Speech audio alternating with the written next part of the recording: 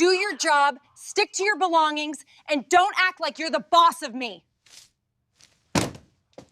Have you ever walked through a place you know well, a place you trust, and felt for just 1 second that something was terribly, terribly wrong? This story begins on an ordinary Tuesday, in a store just like any other, with a man just trying to do his job. It's a story about a single accusation that shattered 2 lives, a revenge plot so perfectly executed it left an entire city speechless, and a twist you will not see coming. Stay with me until the very end, because the truth behind what really happened is more shocking than anyone could have imagined. If this story pulled you in, if you felt that chill down your spine, then make sure you don't miss what comes next on this channel.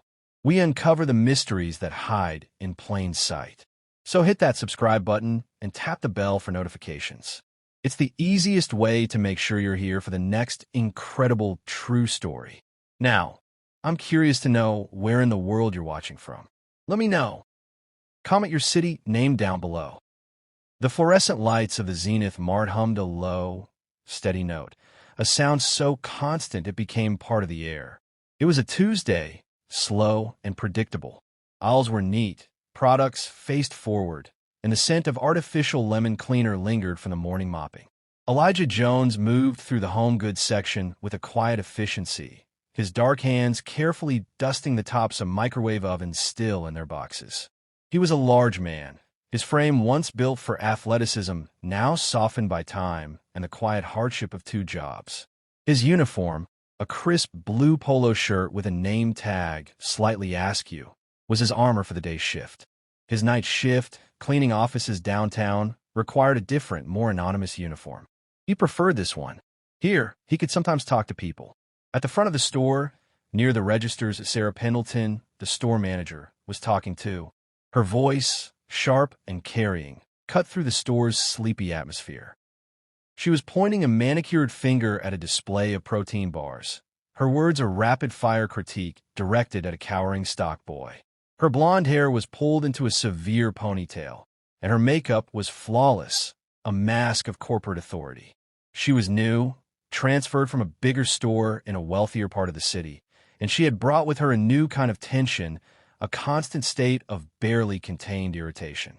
She liked things her way, and her way was the only way that mattered.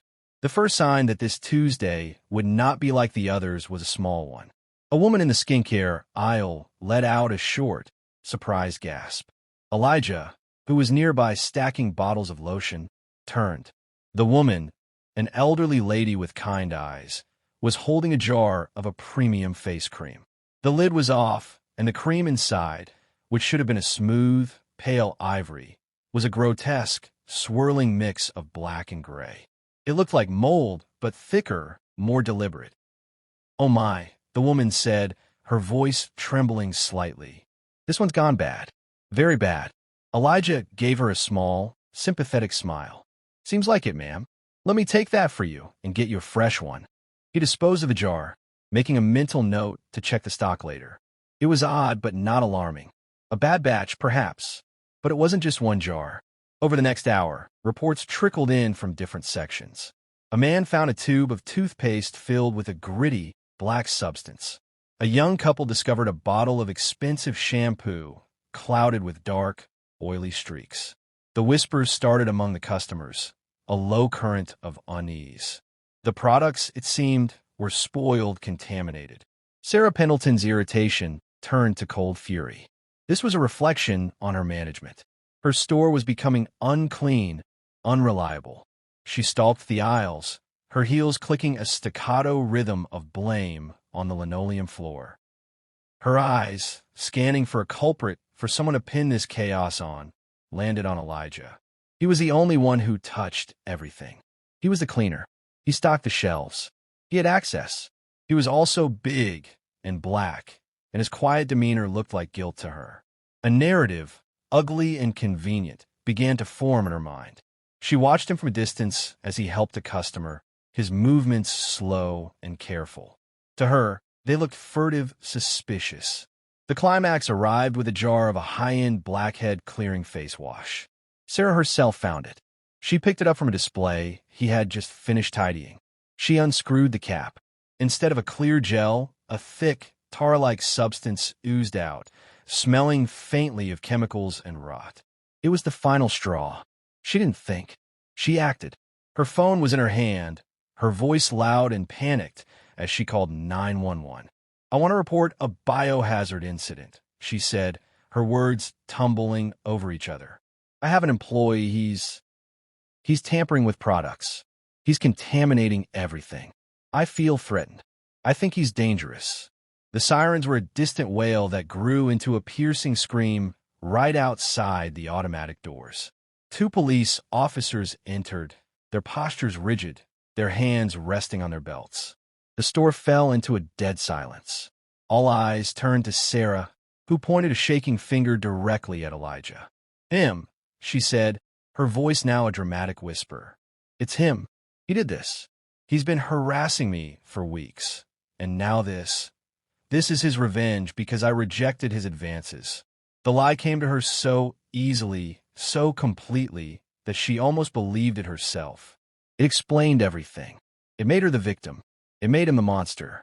Elijah's face was a mask of pure, uncomprehending shock. "Harassing you? Ms. Pendleton, I would never." His words failed him.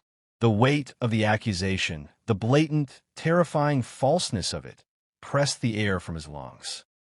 The officers approached him, their expressions grim and closed off. One asked him to turn around. The cold metal of the handcuffs clicked around his wrists, a sound so small and final it echoed through the silent store. He was read his rights, the words a meaningless jumble. As they let him out, past the rows of stunned customers and his wide-eyed colleagues, he looked back at Sarah. There was no triumph in her eyes, only a cold, hard satisfaction. She had controlled the narrative. She had won. The patrol car door closed, sealing him in a world of plastic and metal, the familiar sight of the Zenith Mart fading away through the window. The first act was over. The injustice was complete. But the story, as everyone would soon learn, was only just beginning. The inside of the patrol car was a tomb on wheels. The world outside, a blur of passing cars and oblivious pedestrians, seemed to belong to a different reality altogether. Elijah sat in the back, the rigid plastic seat digging into his back, the cold metal of the cuffs a brutal reminder of his new, impossible situation. He replayed the last hour in his mind, a dizzying carousel of images, Sarah's accusing finger, the jar of black goo, the way her voice had cracked with a fear that he knew was completely manufactured. The word harassment echoed in his skull. It was a dangerous word, a word that could erase a man's character, his future, with a single utterance. He felt a cold dread seep into his bones, colder than the handcuffs. This was more than a mistake. It was a trap, and the door had slammed shut behind him. The processing at the precinct was a numb, degrading routine. Fingerprints, photographs, the hollow clang of a cell door.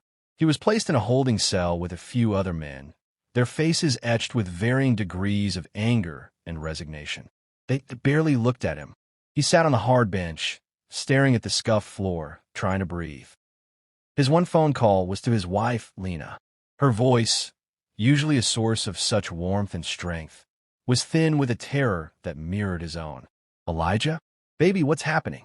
A neighbor called, said they saw you taken away in a police car. He tried to explain, but the story sounded insane even to his own ears. A contaminated skin cleaner? Harassment? He heard her sharp intake of breath, a muffled sob. "I'll call Mr. Henderson right now," she said, referring to a family friend who was a lawyer. Her voice hardened with a protective fury. "We'll get you out. This is a mistake. They have to see it's a mistake." But at the Zenith Mart, the narrative was being firmly cemented. With Elijah gone, the store was in an uproar. Sarah Pendleton, now the center of a drama she had authored, gave a statement to the remaining police officers. She painted a picture of a troubled employee, a man who had been giving her uncomfortable looks for weeks. She described how she had gently rebuffed his imagined advances, how he had grown sullen and quiet. The product tampering, she insisted with a convincing tremor in her voice, was his twisted form of retaliation. She was the professional, the victim, forced to take a stand. The officers took notes, their expressions sympathetic. It was a clean, simple story. It made sense on the surface. Meanwhile, the store was swept for more contaminated products. Dozens of items were pulled from the shelves and bagged as evidence. The health department was called. News vans, tipped off by an anonymous call, perhaps from a dramatic store manager, began to gather in the parking lot. The story was too juicy to ignore. Bioterror in a beauty aisle. Manager braves harassment and poison. Sarah gave a brief, tearful interview on camera, standing bravely in her blue manager's polo. "I just did what I had to do to protect my customers and my staff," she said, her voice quivering with just the right amount of faux bravery. She was a hero. But in the quiet moments when the cameras were off and the police had left, a different scene was unfolding, one hidden from public view. In the security office, a small, windowless room filled with the glow of monitor screens, the store's head of security, Marcus, was rewinding footage. Marcus was a man in his late 50s, with a calm demeanor and eyes that had seen every petty theft and foolish prank the store had to offer. He had watched the entire event unfold on his live feeds with a growing sense of disbelief. He liked Elijah. Everyone did. He was a hard worker, a family man, quiet. The harassment story felt like a bad soap opera. Marcus focused his cameras on the skincare aisle from the previous night and the early morning. He scanned through hours of empty, quiet aisles under the dim night lights. The cleaning crew came and went. Stockers did their work. Then he saw it. A figure, not Elijah, moving with a strange, purposeful stealth. The person, hooded, their face obscured, knew the camera angles. They stayed in the blind spots, but for one fleeting moment, a hand entered the frame. A hand placing a jar back on a shelf. A hand that was distinctly white. Marcus's blood ran cold. This was premeditated. This was a setup. He leaned closer, his heart pounding. He needed a better angle, a clearer shot. He began cross-referencing timestamps from other cameras, piecing together a ghost's path through the store. Back at the precinct, Elijah sat across from a weary-looking public defender. The man listened to Elijah's story, his expression neutral. "The problem," the lawyer said, sighing, "is her word against yours. And right now, she's a credible witness with what looks like physical evidence. This contamination is serious. They're talking about possible felony charges." Elijah felt the walls closing in. "I didn't do it," he said, his voice a low rumble of despair. "I was stocking shelves. I have no reason to do any of that. I don't even know that woman outside of work."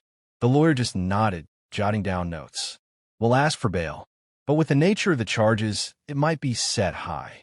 It was then that a uniformed officer appeared at the door. "Jones? Your lawyer's here." Confused, Elijah looked up. It wasn't the public defender. It was Mr. Henderson, his family friend, a man with a sharp suit and an even sharper mind. He had a tablet in his hand and a look of fierce determination on his face. "We're leaving, Elijah," he said, his voice leaving no room for argument. He turned to the public defender. "Thank you for your time. We won't be needing it." He then addressed the arresting officers. "You have a severe problem with your case. You've arrested the wrong man based on a fabricated testimony." Before anyone could respond, Henderson played a video on his tablet. It was security footage sent to him just minutes ago by Marcus. It showed a clear, time-stamped clip from a camera high in the corner of the stockroom. It was Sarah Pendleton herself, alone after hours. She was wearing gloves. She was methodically opening jars of cream and mixing in a thick, black substance from a small bottle in her pocket. She was carefully resealing the products and placing them back in boxes to be put on the shelf. The footage was undeniable. She was the contaminator. The police station erupted into quiet chaos. The officers who had arrested Elijah looked at the screen, their faces shifting from confidence to stunned confusion and then to anger. They had been played. The charges against Elijah were dropped so fast it made his head spin. The cuffs came off, and the feeling of the cold air on his wrists was the most profound sensation of freedom he had ever known. Mr. Henderson put a steadying hand on his shoulder. "Let's go home, Elijah. Your wife is waiting." But as they walked out of the precinct into the evening air, Elijah felt no triumph, only a hollow, shaking relief. The damage was done. His name had been dragged through the mud. The news vans that had hailed Sarah as a hero were now scrambling, getting new information, ready to pivot their story. But the question hung in the air, heavy and dark. Why? Why would a store manager ruin her own inventory and frame an innocent man? What was her real motive? The revenge people expected was Elijah's release, the clearing of his name. But as he got into Mr. Henderson's car, he knew, somehow, that this was not over. The real revenge, the shocking kind that would leave everyone speechless, was still to come. Someone had sent that footage to his lawyer. Someone had been watching Sarah very, very closely. And that someone was still out there, waiting for the perfect moment to reveal the whole, terrifying truth. The car ride home was a journey through a silent, alien world. Elijah sat in the passenger seat of Mr. Henderson's sedan, his body present, but his mind still trapped in the cold, echoing space of the holding cell. The hum of the tires on the road was the only sound. Mr. Henderson, a man usually full of calm legal advice, was quiet too, his knuckles white on the steering wheel. The gravity of what had almost happened sat between them, a heavy, invisible weight. "We will make this right, Elijah," Mr. Henderson finally said, his voice low and firm. "What you did, it's monstrous. We will clear your name completely." Elijah nodded slowly, but the words felt distant. His name. It felt like a shirt that had been ripped off his back and stomped on in the mud. Even if you washed it, you would always know what happened to it. When they pulled up to his apartment building, the normalcy of it was jarring. Kids were playing on the sidewalk. A neighbor was carrying groceries. His own front door looked the same as always. But when Lena opened the door, her face tear-streaked and etched with a fear he had never seen before, the reality crashed over him again. She pulled him inside, her grip fierce, and for a long time, they just stood in the small hallway, holding each other. The apartment was quiet, the television dark. She had unplugged the landline. The phone would not stop ringing, she whispered. Reporters, people from the news, strangers saying awful things. Elijah felt a fresh wave of sickness. The accusation was a stain spreading far beyond the walls of the Zenith Mart. He was free, but he was a prisoner in his own home. The drawn curtains felt less like a choice and more like a necessity. Every car that slowed down outside made his heart jump. Every knock on a neighbor's door sounded like it was meant for him. The world had seen him in handcuffs, had heard the word harassment, and a part of him believed that some people, somewhere, would always remember that image, no matter what the truth turned out to be. While Elijah tried to find his footing in this new, fragile reality, the city was consuming the scandal. The story exploded. The initial, heroic narrative of the brave manager standing up to a dangerous employee had been completely destroyed by the security footage. News vans, which had once celebrated Sarah Pendleton, now camped outside the police station, hungry for a new angle. The footage of her methodically contaminating the products, her face a cool mask of concentration, played on every channel. It was chilling in its normality. She didn't look evil. She looked like she was simply doing her job, which made it all the more frightening. The police, embarrassed and angry at being used so effectively, moved quickly. They obtained a warrant for her arrest on charges of filing a false report, criminal mischief, and conspiracy. They found her at her home, not as a mastermind celebrating, but as a woman unraveling. She was packing a suitcase with frantic, uncoordinated movements. When they arrested her, she didn't fight. She seemed almost relieved, as if the handcuffs were a protection from something she feared far more than jail. Her silence was deafening.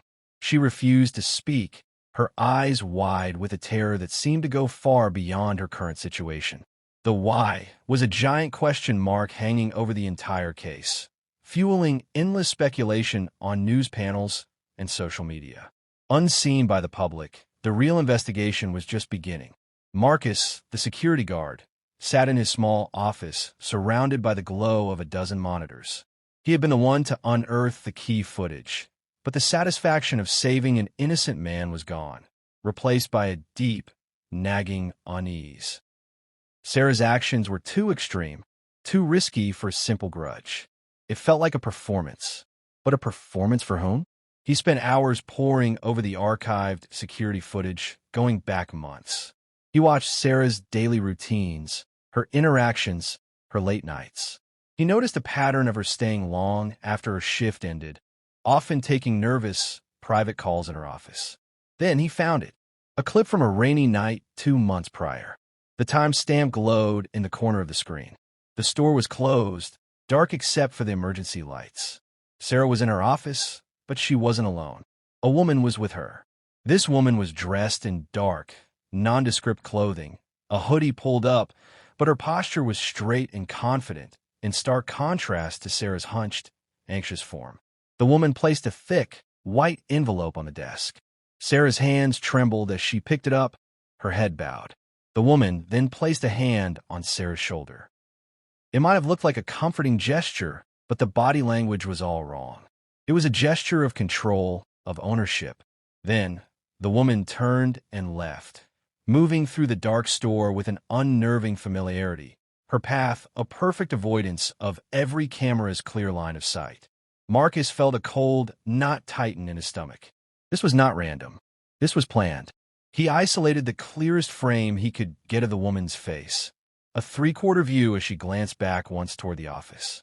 Her features were sharp, her expression calm and utterly focused. He fed the image into the store's facial recognition database.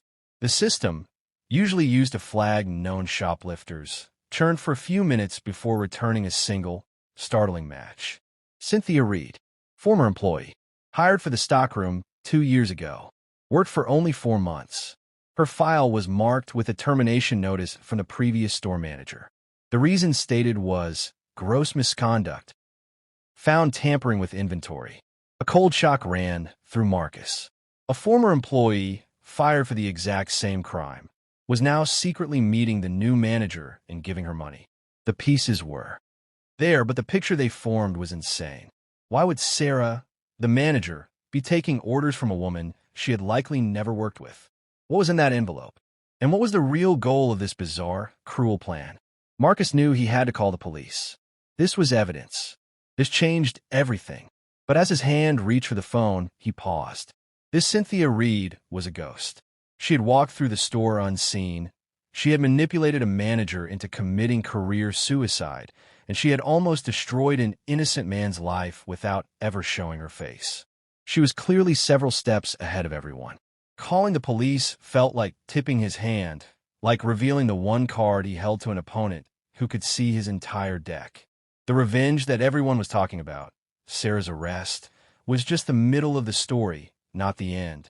The real puppeteer was still out there, and her performance was far from over.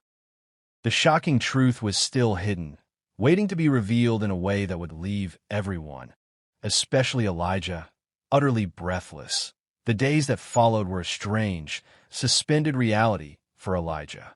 The news cycle, once a roaring fire of his humiliation, had moved on to Sarah's spectacular fall. He was now the sympathetic figure, the innocent victim, but the attention felt just as invasive. He stayed inside, the walls of his apartment, both a sanctuary and a cage. Mr. Henderson was busy building a massive lawsuit against the Zenith Mar Corporation, but the legal papers felt like abstract things, unable to touch the deep, personal wound he carried. The question of why hung in the air, a ghost haunting every quiet moment. He had never met Cynthia Reed. Her name meant nothing to him. So why had she chosen him to be the bullseye in her cruel game? Meanwhile, in a small, sparse apartment across town, Cynthia Reed watched the news with the focus of a master sculptor examining her finished work. There was no smile of triumph, only a cold, quiet satisfaction. The police were looking for her, but they were looking for a phantom. She had planned for this for 2 years, and every move was calculated. She knew they would eventually find the connection, the old termination notice. It was part of the design, but they would never find a reason, not unless she chose to give it to them. And she had every intention of doing just that. Her revenge was not complete. The public downfall of Sarah Pendleton was only the second act. The final act required an audience. She spent a day preparing. She chose her clothes carefully, a simple, respectable dress, nothing that would distract from her words. She wrote nothing down. The speech had been rehearsed in her mind 1,000 times. Then, she made one phone call. She didn't call the police. She called the most popular, most sensationalistic news channel, the one that had led the charge against Elijah and then against Sarah. She asked for the reporter who had been so eager for a dramatic story. "I have the story of the year," she said, her voice calm and clear. "The real story behind the Zenith Mart scandal. I will give you an exclusive live interview. 1 hour. Come alone to the address I give you. If I see any police, the story disappears forever." It was a brazen, risky move, but it was also irresistible bait. The reporter, smelling the career-making scoop, agreed instantly. The scene was set not in a studio, but in a neutral, quiet meeting room Cynthia had rented. A single camera was set up, its red light glowing like a malevolent eye. The reporter, a woman named Lisa, sat across from Cynthia, her body thrumming with nervous excitement. As the live broadcast began, millions of viewers saw not a wild-eyed criminal, but a composed, articulate woman with a steady gaze. Lisa launched into her questions, her voice dripping with faux concern. "Cynthia, the entire city wants to know why. Why would you orchestrate such an elaborate scheme? Why target an innocent man like Elijah Jones?" Cynthia looked directly into the camera, speaking not to the reporter, but to the world. Her voice was low and even, but every word carried a devastating weight. "This was never about Elijah Jones," she began. "He was a tool, a means to an end. I chose him because he was a good man, a kind man, the kind of man everyone would believe was incapable of such a thing. His goodness was the perfect contrast to her evil." She paused, letting the confusion settle in. This was always about Sarah Pendleton. This was about making her show everyone exactly who she is. A liar, a manipulator, a woman who would gladly destroy an innocent life to save her own skin. "But why?" Lisa pressed, leaning forward. "What did she do to you?" A sad, cold smile touched Cynthia's lips. 2 years ago, I worked in the stockroom of that same Zenith Mart. Sarah wasn't the manager then, but she was a department head. She was also stealing, systematically.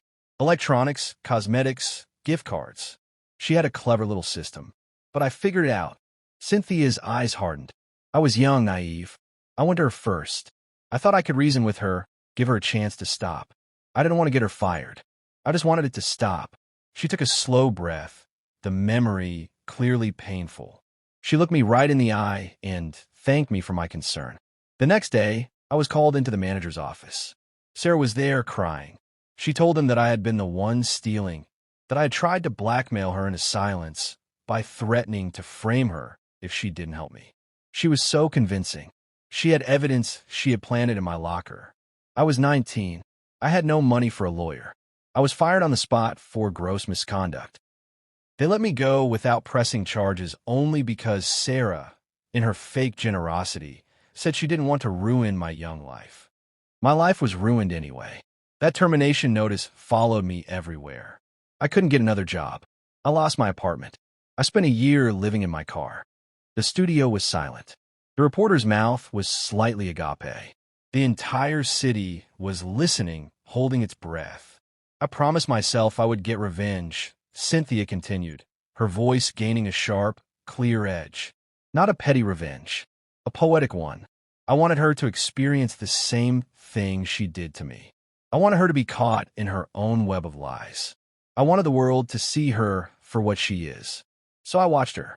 I learned her routines, her pressures. I knew she was in debt, desperate for money. I approached her. I offered her cash, a lot of it, in exchange for a simple act, tampering with a few products. I told her it was for a rival company trying to sabotage the store. She was skeptical, but her greed and desperation won. She took the money. I filmed our meetings to ensure her cooperation. And the harassment accusation? Lisa whispered. That was all her, Cynthia said. And for the first time, a flicker of anger showed in her eyes. That was the masterpiece. That was the moment she proved my entire point. When things started to go wrong, her first instinct wasn't to tell the truth. It was to create a bigger lie.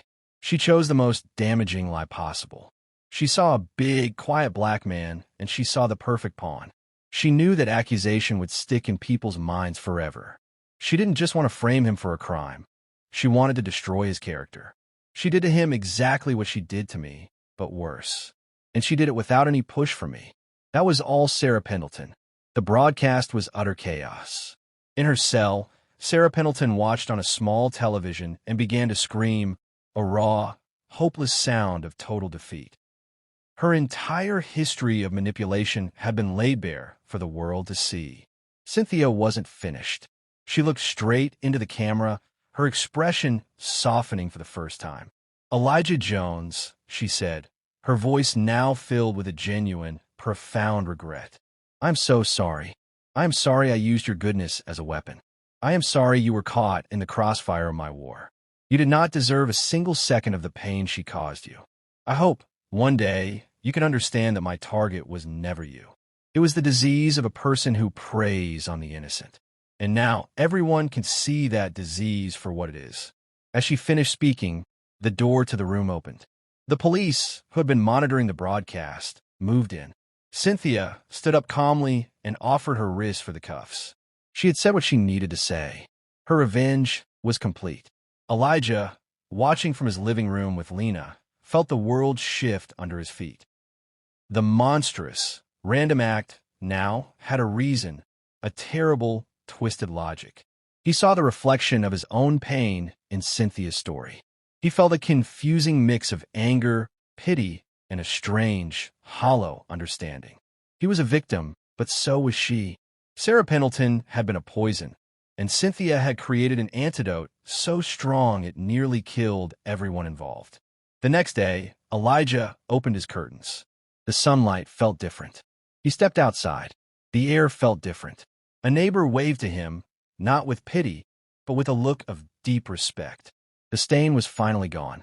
His name was not just cleared, it was polished. He was the good man, the kind man, the one who had endured. And the world knew it. The revenge was shocking, it was unsettling, and it was deeply, tragically human. The mystery was solved, but the echo of its lesson would linger in the city for a long, long time.